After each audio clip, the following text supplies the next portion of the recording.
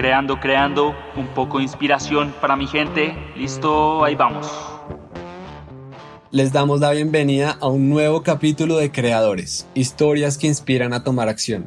Queremos empezar este podcast agradeciendo a todas las personas que nos han escrito por redes sociales y aprovechar por invitar a las personas que aún no lo han hecho a que nos escriban por Instagram a @crevashop o @segundo_co. Nosotros leeremos todos sus comentarios, ideas, sugerencias de personas que quieren que entrevistemos y les responderemos lo más pronto posible, ya que para nosotros es muy importante todo lo que ustedes tienen que decir por este podcast.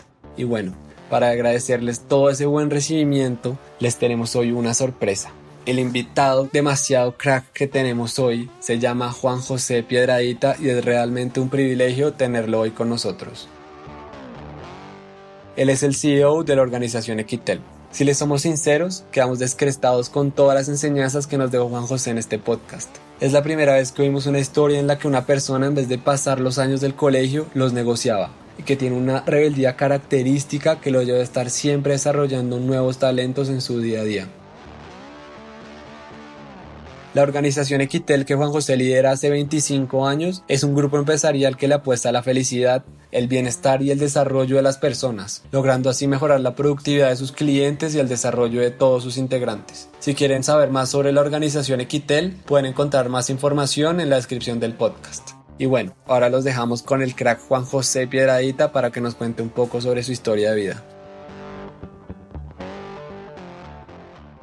Bueno, mi nombre es Juan José Piedradita, yo soy economista de la Universidad de Luisiana y pues soy CEO de la organización Equitel. Pertenezco a esta organización hace 36 años y hace 25 años la estoy liderando. Digamos que precisamente hace 25 años la estoy liderando porque decidí hacer un ejercicio de transformación empresarial en el que queríamos tener una cultura en vez de una empresa. Y eso viene precisamente de mi infancia y más que mi infancia, de mi adolescencia y la época de la secundaria, donde pues yo era re mal estudiante, entre quinto de primaria hasta sexto de bachillerato, pues no logré ganar ni un bimestre completo. Y la razón yo creo que era más un acto de rebeldía, porque me daba el lujo de perder materias diferentes. Y cuando me hacen la pregunta de qué quería ser, yo quería ser un hombre feliz, yo quería ser un hombre pleno y yo no era pleno, no estaba de acuerdo con el sistema educativo al que estaba perteneciendo, no estaba de acuerdo con el entorno educativo general de los padres y el medio, etcétera. Y a los 18 años, a los 17 años, cerca de los 18 ya busqué irme. Me gradué, logré negociar sexto bachillerato completo, fue el único año que negocié completo, todos los otros los negocié con habilitaciones, cosa que me hizo descubrir que era un gran negociante. Y me logré ir para Estados Unidos con una negociación que hice con mi padre, el viejo Piedra, y lo convencí de que yo no me quedaba, que yo me tenía que ir. Y resulta que pues, me fui más que a estudiar, porque era estudiar, pero me fui a estudiar inglés y después mi carrera era a estar solo y a retarme solo y a entender qué es lo que había ahí y yo qué quería y dónde estaban mis talentos, dónde estaban mis fortalezas, dónde estaba mi fuerza. Y empecé a estudiar ingeniería porque fue lo que negocié con el viejo Piedra, eso se quedó sobre la mesa, porque él era un gran ingeniero. Y a los 2 años estaba haciendo un máster en economía y decidí que no me gustaba la ingeniería ni poquito, entonces terminé economía. Pero a mí realmente el diploma me importaba muy poco. A mí lo que me importaba era esa experiencia, esos 6 años de descubrimiento y de entender quién era y fui mesero y fui albañil y trabajé en fincas y me volaba de clases para tener experiencias y todo, pero logré terminar mi economía y ahí ya realmente me encontré y para mí el hecho más importante no fue mi graduación. El hecho más importante para mí fue mi clase de política económica, que era con el doctor Thomas. El doctor Thomas, que era un PhD de Harvard, un hombre maravilloso que me impactaba muchísimo, su clase era muy famosa, ya era como 40 personas y era una electiva. Y era mi última clase y fue mi último examen final. Y resulta que yo en esa clase yo peleaba mucho, yo era como una clase del caso, pues todo el mundo en esa época hablaba de procesos y de disciplina administrativa y de todo eso. Yo no, yo hablaba, no, proceso y disciplina y disciplina administrativa tiene que ver es con las personas. Entonces tenemos que hablar primero de las personas, tenemos que ver cómo desarrollamos esa gente, cómo las personas tenemos que encontrar dónde está su fuerza, dónde está su capacidad, dónde está eso que los hace maravillosos, porque todos somos personas maravillosas, y desde eso ya sí empezamos a atender procesos y lo que quieran, y eso se armaban unas trifulcas en esa clase tremendas. Pero en esa clase, como los exámenes eran escritos, para mí era una clase de C, y yo estaba bien con la C, no tenía problema, yo necesitaba era graduarme. Sin embargo, cuando llegó el examen final, el doctor Thomas le entregó a todos el examen en una clase en semicírculo, y después puso los exámenes y todo en su escritorio y se fue para mi mesa. Me quita el examen a mí, me da la mano y me dice: Mr. Piedrahita, fue un verdadero placer. Yo me gradué ahí.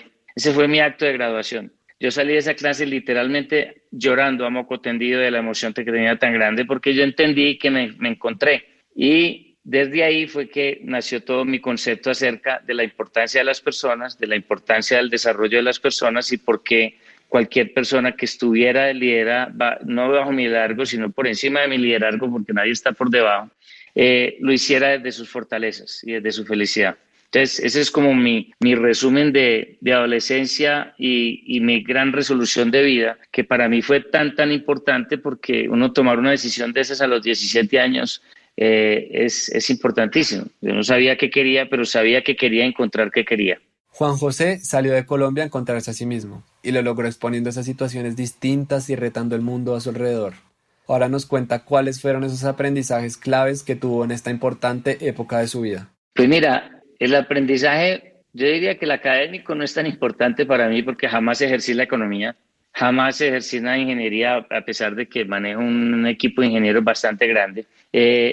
Lo importante fue ese enfoque en mí, en entender qué había ahí, y darme la libertad de probar, y darme la libertad de ensayar y de mirar cosas y de abrirme a la diversidad que en Estados Unidos, sobre todo en esa época que no había tanto acceso a la información, internet ni nada de eso, pues experimentar con estudiantes del lejano oriente, del Medio Oriente, de Europa, de África, de Estados Unidos era como y de Latinoamérica, wow, es como una forma de experimentar rápidamente con culturas diferentes, formas de pensar distintas, religiones distintas, o posiciones políticas radicales, posiciones políticas centrales. O sea, había una combinación tan fuerte. Entonces me lancé como hacia esa diversidad, como una esponja, a escuchar los puntos de vista de todo el mundo, a entender como todo eso. Y yo creo que ese fue tal vez el punto más importante. Mi intención tan fuerte de aprender y de experimentar y irme encontrando, porque el encontrarme iba siendo como la consecuencia. Juan José tuvo una experiencia increíble al salir de Colombia y tener la posibilidad de exponerse al mundo. Sin embargo, al terminar la universidad decidió volverse a Colombia. Ahora nos cuenta cuáles fueron esas razones que lo hicieron volver. Hay dos razones. Como estudié un año de inglés, 2 de ingeniería y después terminé economía, pues ya llevaba bastante tiempo allá.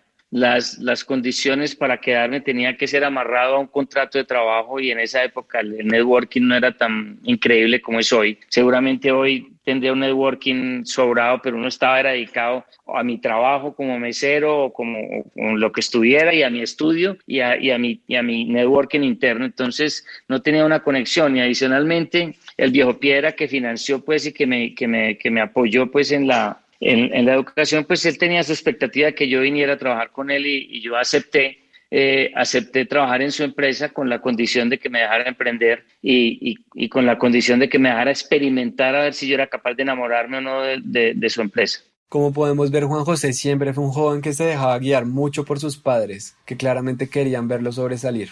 Los dejamos por él para que nos cuente cuáles fueron esas enseñanzas que le dejaron sus padres y que le inculcaron desde que era joven. Mira, mi madre era todo amor, una mujer absolutamente cariñosa, caritativa. De mi madre aprendí a dar la bondad, aprendí la solidaridad, aprendí a ser un hombre amplio y generoso. Eso me lo enseñó con lujo de detalles. Una mujer llena de amor por los demás. Ella no veía por ella, no tenía aspiraciones personales. Todas sus aspiraciones eran para la gente.